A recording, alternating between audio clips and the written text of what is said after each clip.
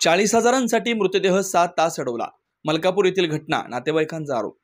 मलकापूर शहरातील हकीमी मल्टीस्पेशालिटी हॉस्पिटलमध्ये महात्मा ज्योतिराव फुले जन आरोग्य योजनेअंतर्गत शस्त्रक्रिया झालेल्या एका वृद्ध महिलेचा उपचारादरम्यान मृत्यू झाल्यानंतर हॉस्पिटल प्रशासनाने 40,000 रुपयांची मागणी करत मृतदेह तब्बल 6 तास नातेवाईकांना न देता अडवून ठेवल्याचा गंभीर आरोप नातेवाईकांनी केला।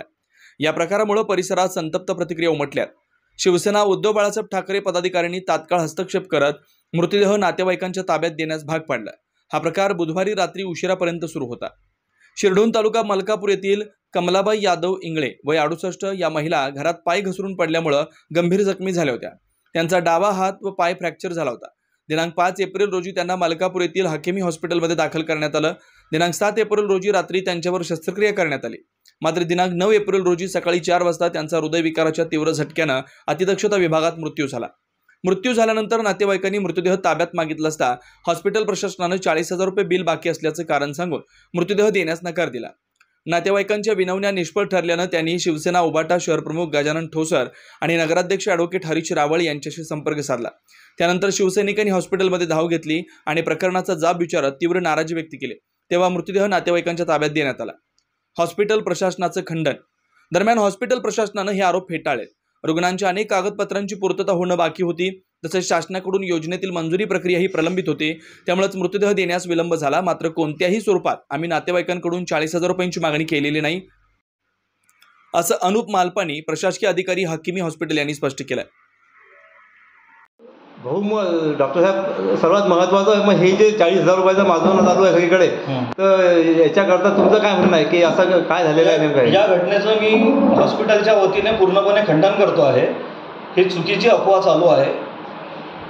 मृतदेह कोणत्याही पद्धतीने अडवलेला नाही।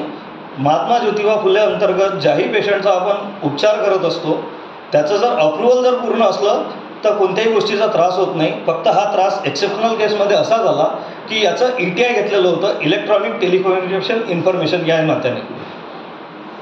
तर ही पूर्णपणे अफवा आहे आणि जी प्रोसेस जोपर्यंत ज्या प्रोसेसला वेळ लागेल तितका वेळ हा द्यावाच लागेल तुम्हाला हॉस्पिटलला, आणि तो वेळ लागला कारण की गव्हर्नमेंटचा स्टाफ इथं 9 वाजता 9:30 वाजता इथं आला, 9:10ला, आणि 9 वाजून 35 मिनिटाला मृतदेह हा त्यांच्या ताब्यात दिला। आता मला एक सांगा, तुम्ही इथे काही राजकीय पक्षाचे पदाधिकारी इथे आले होते, त्यांनी काही केलं तर ही अशी घटना झालेली आहे की नाही? पहिले याच्यापासून सुरुवात करा मग की काही राजकीय पक्षाचे पदाधिकारी, काही समाजसेवक, राजकीय पक्षाचे पदाधिकारी आणि जे समाजसेवक, राजकीय समाजसेवक जे आहेत ते जे आले होते तर त्यांना पेशंटच्या नातेवाईकांनी फोन केला होता। नातेवाईक आम्हाला वारंवार डिस्चार्ज करण्यासाठी हे करत होते। मी त्यांना स्वतः वैयक्तिक मी पेशंटच्या नातेवाईकांशी बोललो इथे की जी प्रोसेस आहे त्या प्रोसेसला वेळ लागेल। गव्हर्नमेंटचा माणूस आल्यानंतर मला 20 मिनिटं द्या, 20 मिनिटात मी तुमचा मृतदेह तुमच्या ताब्यात देतो।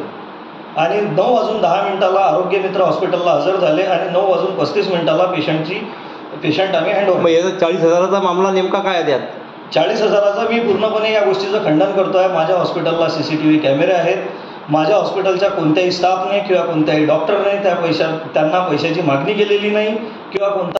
इंगळे, शिराढोण तालुका मलकापूर, जिल्हा बुलढाण्यातील एक वृद्ध महिला 5 एप्रिलला हकीमी या हॉस्पिटलमध्ये हात आणि पाय फ्रॅक्चर झाल्यामुळे इलाजासाठी भरती केली होती। परिस्थिती एकदम गरिबीची असल्यामुळे महात्मा फुले या योजनेअंतर्गत त्यांचा तिथे इलाज झाला, परंतु आज दुर्दैवाने त्यांना हार्ट अटॅक आल्यामुळे सकाळी 4 वाजता त्या वारल्या।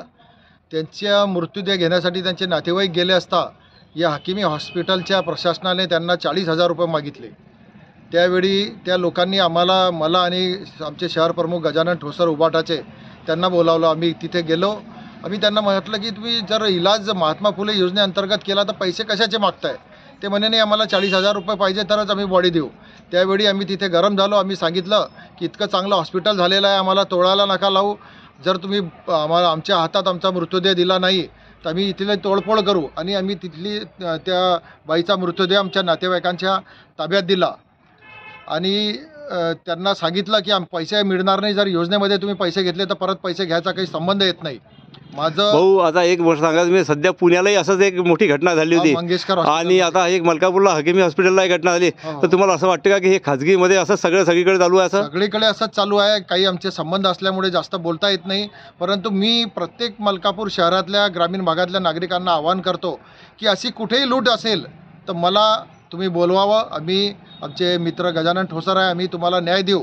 आणि हे जे पैशाच्या नावावर लूट करता, शासनाची फसवणूक करता आणि गरिबांना लुटता, त्यांना आम्ही वठणीवर करू. ही बाई आणि त्यांच्या नातेवाईकांना आम्ही न्याय दिला. मी अनंत नारखडे. कमलबाई इंगळे हे 4 वाजता मृत्यू झाले. आम्ही 4 वाजतापासून 7 वाजतापर्यंत त्याला विनवणी केली की आमची डेडबॉडी आमच्या ताब्यात द्या, पण त्यांनी दिली नाही. हकमीवाल्याने ते पैसे मागत होते 40,000. आम्ही गजभाऊ ठोसर, हरीश रावळ यांना बोलावले तिथे. त्यांनी त्यांना धमकवले.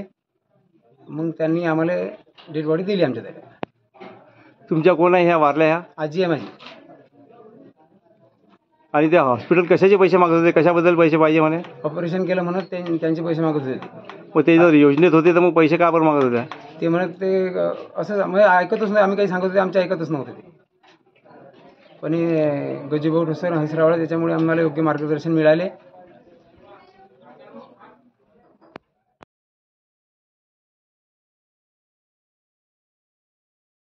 क्या आप इंटीरियर के बारे में सोच रहे हैं पर डिजाइन फाइनल नहीं कर पा रहे?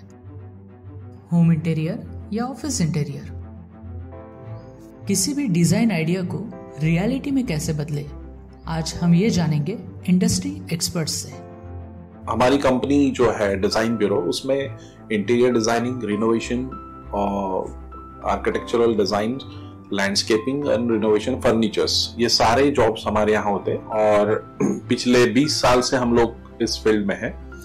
और इसमें 2 से 3 कैटेगरी आप इसको डिवाइड कर सकते हैं, जिसमें कि हम रेसिडेंशियल बोलते हैं, कमर्शियल बोलते हैं और रिनोवेशंस बोल सकते हैं। बेसिकली क्लाइंट्स की नीड्स को अंडरस्टैंड करना, सो नीड बेस्ड एनालिसिस हमारे यहाँ होता है।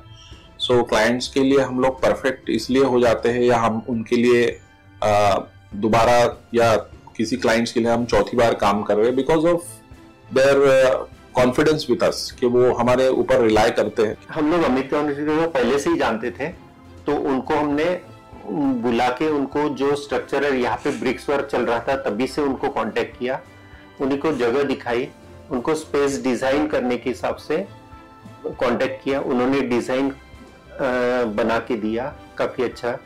जो भी उसमें जो भी चेंजेस थे उनको वर्कआउट किया हमने। जब जो मटेरियल लेना था वो साथ में हमारे आए, सिलेक्शन के लिए आए। वो जो भी सारा सिलेक्शन उन्होंने काफी अच्छे से करवाया। जो भी उसके बाद में जो एक्सपेक्ट था उससे ज्यादा बेटर ऑफिस उन्होंने बनवाया। बजट अगर आपका लिमिटेड है तो लिमिटेड बजट में भी आप एक अच्छा इंटीरियर कर सकते हैं, ये हमारा विश्वास है। और हमारे क्लाइंट्स के लिए हम वही दे रहे हैं और उसी से हमारा क्लाइंटल बड़ा है। हर क्लाइंट की एक अलग स्टोरी होती है, उनका एक अलग रिक्वायरमेंट्स होता है। कई बार ये सारा मिस आउट हो जाता है, हम अपने डिजाइन उन पे लाते हैं, वो नहीं होना चाहिए। उनको क्या चाहिए वो हम डिलीवर कर सकते हैं, बस वो उनके बारे में हमको समझना पड़ेगा। तो हमारे इसमें हम एक ही बोलते हैं कि ड्रीम कम्स ट्रू। आप ड्रीम देख रहे हो, हम उनको फुलफिल करेंगे, वो हमारी रिस्पॉन्सिबिलिटी है।